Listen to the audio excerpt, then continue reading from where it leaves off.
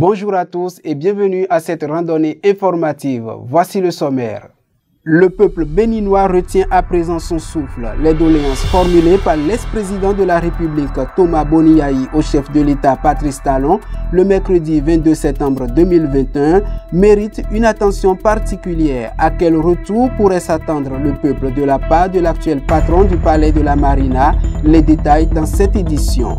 Les boursiers de la Fondation En Tout pour Tous ont reçu leur première tranche de subvention de frais de formation pour le compte de cette année scolaire 2021-2022. C'était le samedi 25 septembre 2021 à l'occasion d'une cérémonie organisée au siège de la Fondation.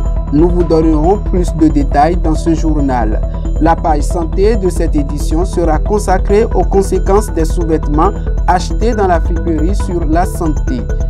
En sport, nous parlerons essentiellement du football avec les prochaines sorties des écureuils dans le cadre des éliminatoires de la Coupe du Monde Qatar 2022. Mesdames et messieurs, à nouveau, bonjour. Bon départ pour les écureuils du Bénin dans ces éliminatoires de la Coupe du Monde Qatar 2022. Deuxième du groupe J, le Bénin s'apprête à affronter en aller-retour la Tanzanie, le leader du groupe.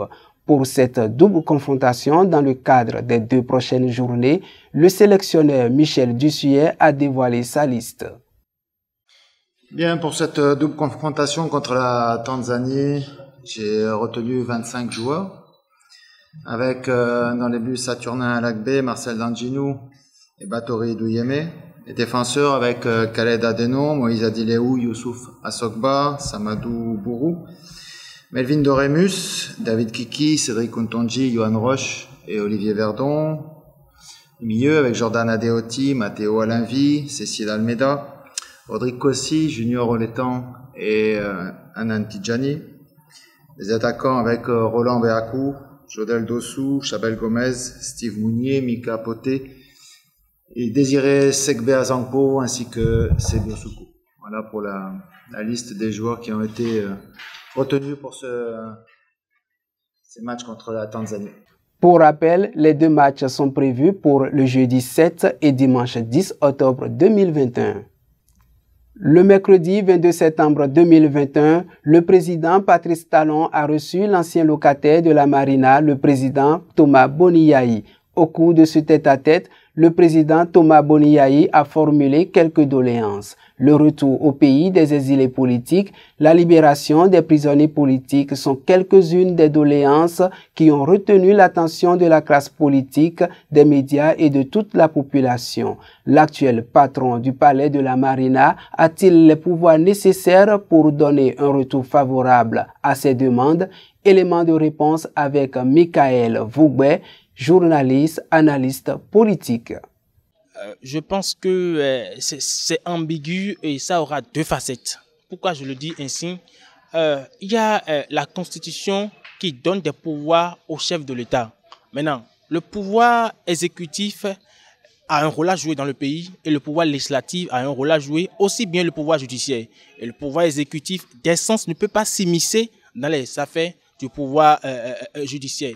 Vous le savez, si on prend par exemple l'affaire de blanchiment de capitaux, peut-être je prends l'exemple comme ça, du professeur Joël Aïvon, en tout cas jusqu'à présent il est présumé coupable.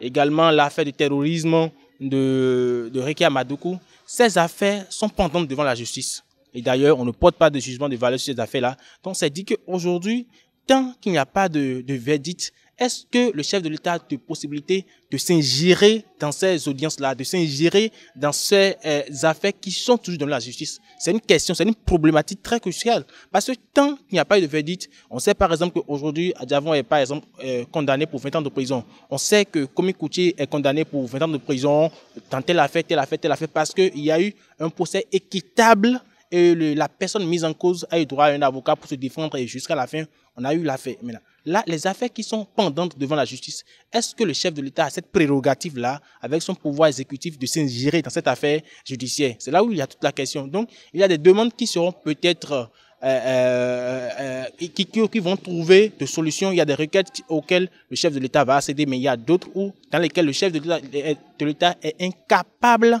de donner de suite parce qu'il n'a pas ce pouvoir-là. Je prends, par exemple, aujourd'hui, je fais des spéculations, je mène des réflexions spéculatives. Aujourd'hui, Adjavan peut être gracié. Je dis, il peut être gracié encore qu'il ne répond pas vraiment aux conditions qu'il faut réunir pour être gracié. Il peut, parce que c'est la politique, tout est possible. On a vu ici, en 2019, toujours, la loi de l'amnistie qui a permis à certaines personnes de recourir liberté, qui sont sortis de prison, certains jeunes ici, par exemple, au campus ou bien d'autres acteurs politiques. Donc, aujourd'hui, la question est de savoir, est-ce que les prérogatives du chef de l'État, ces prérogatives lui donnent assez de largesse, assez de pouvoir étendu de s'immiscer dans le pouvoir judiciaire? Et là, je pense que la réponse, c'est non.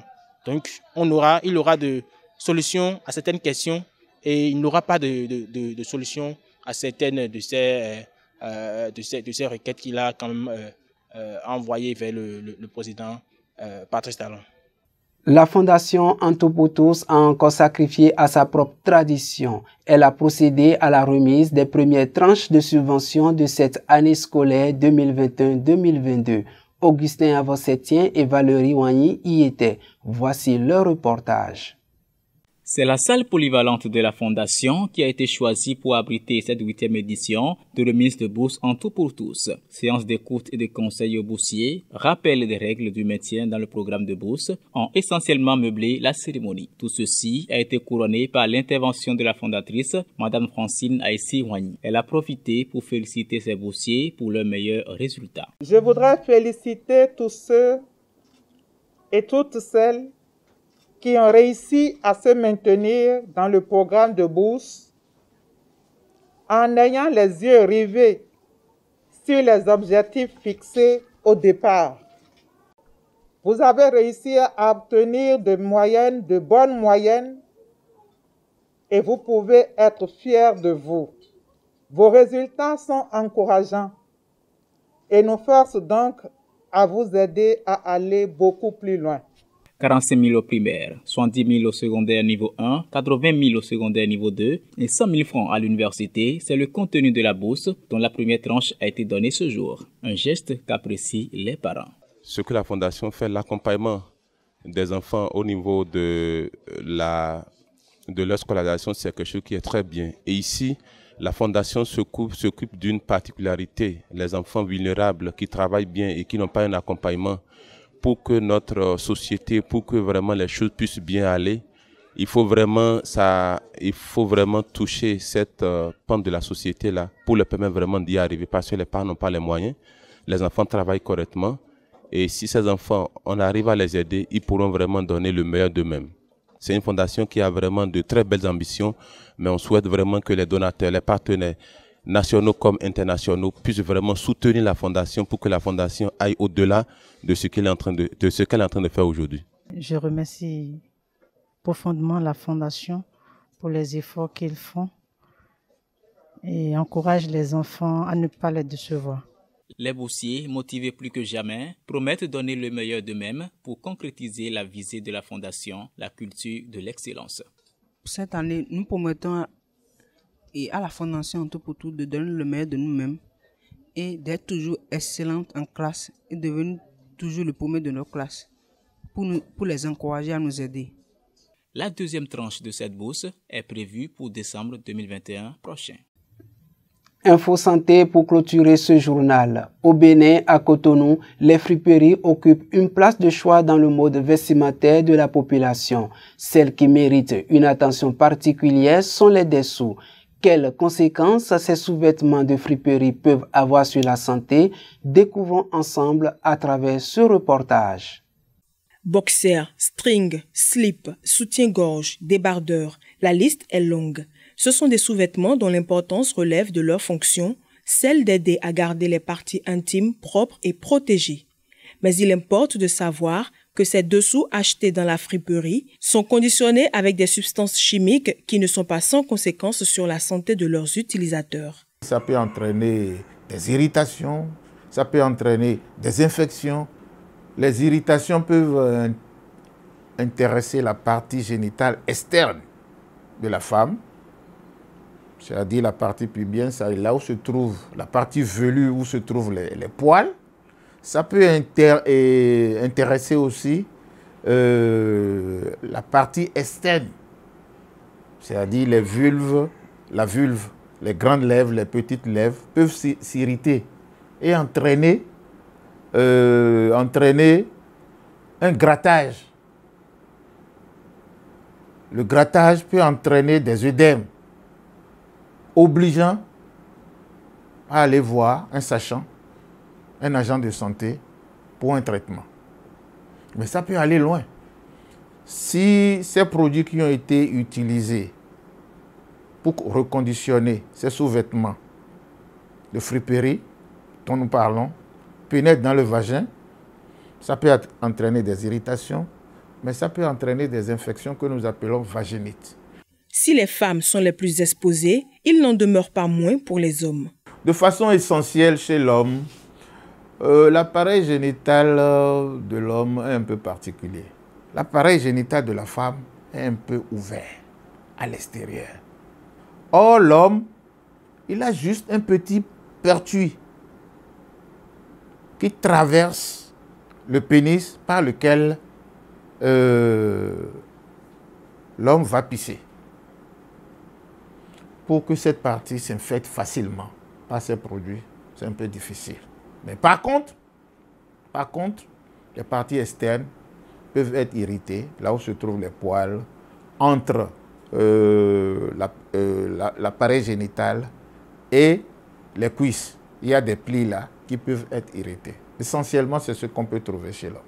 Autant certaines personnes adorent les dessous de friperie, invendus ou ceux déjà utilisés, autant d'autres préfèrent les dessous à l'état neuf à cause du doute sur l'hygiène de ces derniers.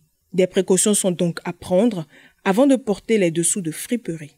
Des clients qui viennent pour acheter ici, je leur dis de laver avant de porter. On ne prend pas comme ça et puis quand il va à la maison, il ne commence pas à porter, non. Quand tu trouves le premier choix, même si c'est neuf, tu dois laver ça avant de porter. Si nous avons des conseils à donner aux gens, c'est de porter des dessous, des sous-vêtements qui sont en coton. Il faut se donner la précaution de traiter ces sous-vêtements, c'est-à-dire les tremper avec du savon, un peu de javel, 24 heures à 48 heures, et laver, sécher, repasser avant de les porter. Fin de cette édition. Merci de toujours nous accorder votre confiance. Prenez soin de vous et à la prochaine.